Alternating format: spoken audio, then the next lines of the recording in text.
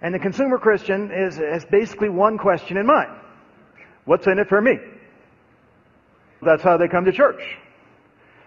They say, well, yeah, I've been coming to this church a little bit, but I don't know. I'm not sure my needs are being met here.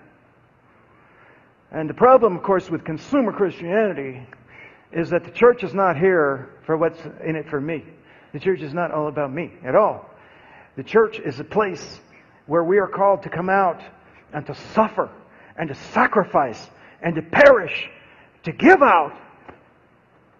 And they will help us learn how to do that. That's what they're there for. To equip us and to build us up so that we can suffer and sacrifice ourselves. And that's what Jesus teaches, that we love one another, and we love our neighbor as He loved us. The sacrificial way. It's not consumer Christianity. I think consumer Christianity would be pretty perilous. That would be a win. Satan wins that. He's already won there.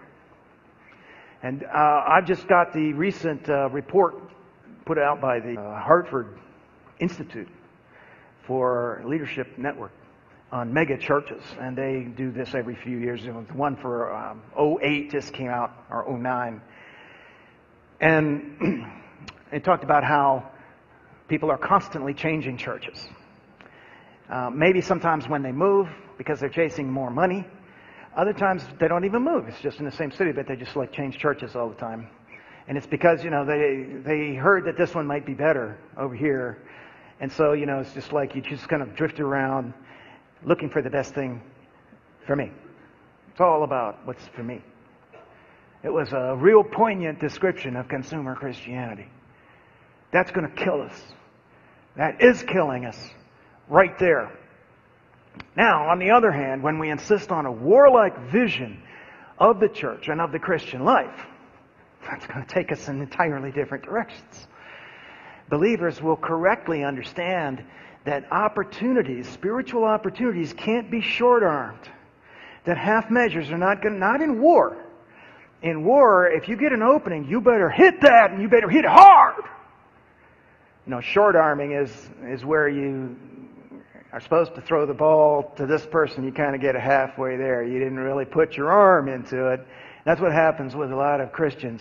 They're sort of like, well, I kind of do a few things here, and they're short-arming. They're not putting it out. They're not desperate. Well, if we just believed that spiritual warfare was real, then probably we'd see the end of that. Intercessory prayer would no longer be something optional or sporadic, in a war. Intercessory prayer is one of our biggest weapons.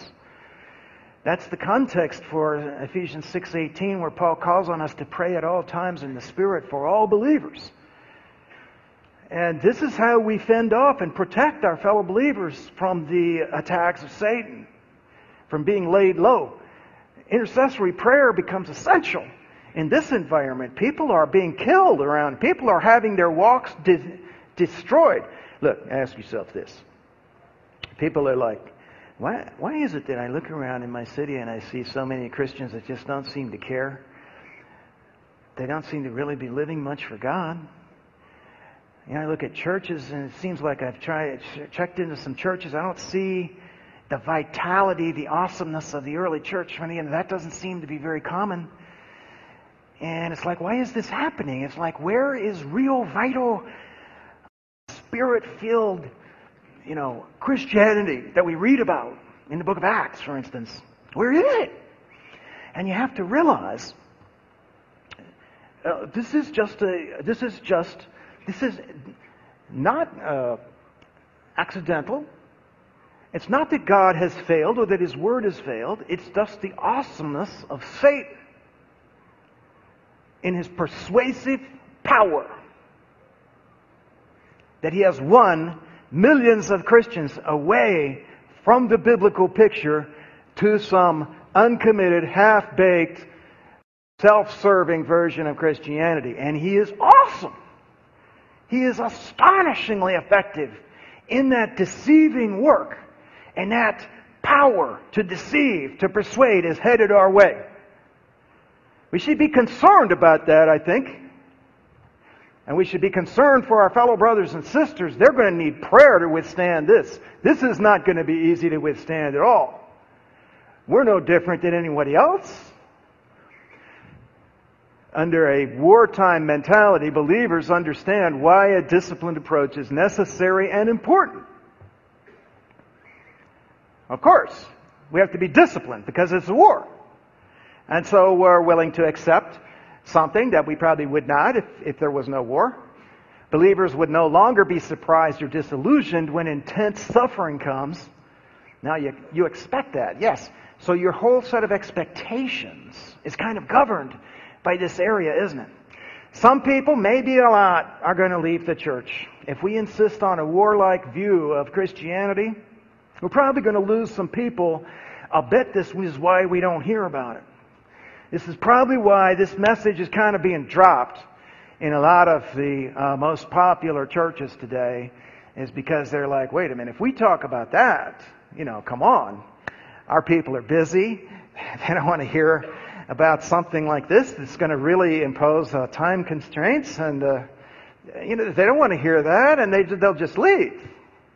Well, see, the thing that you're willing to lose people over kind of tells you what you care about, right? The thing that's valuable enough to lose people over, that's kind of in the center of your vision there.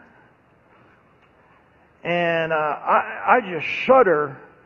It would make my flesh crawl to think of, we will just dismiss this part of the message of the New Testament, this vast body of teaching, this central body of teaching. We'll just dismiss that so we can have more numbers in our church that way. Oh man, would that be pitiful. God will be real unhappy with anybody that takes that line, whether they speak it in propositions like I just did, or just de facto do it without ever spelling it out. It's going to be the same thing. He can see right through that. Alertness and attentiveness are probably going to replace the apathy and sloth that we experience in the peacetime mentality. You've got to be sharp. You realize I could be shot in a minute now. Imagine yourself being in one of these battles you read about. You'd be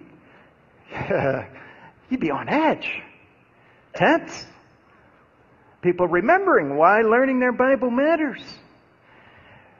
In peacetime mentality, it seems like, you learn a little bit about the Bible, but I don't see why we need to memorize it and stuff like that. I don't see why we need to get all fussy about knowing all the details and so forth. I know Bible stories. I know enough to keep me happy. It's all about what I feel like learning. In spiritual war, knowing the Word of God, what did Jesus say to Satan? He said, "It is written, it is written, it is written." That's all he would say to him. That's how you fight a spiritual battle. You've got to know your Word. And you've got to know it appropriately and to be able to cite your authority in the face of demonic opposition. And people would realize that. And they realize, I may not have my Bible with me. I'm going to have to remember this.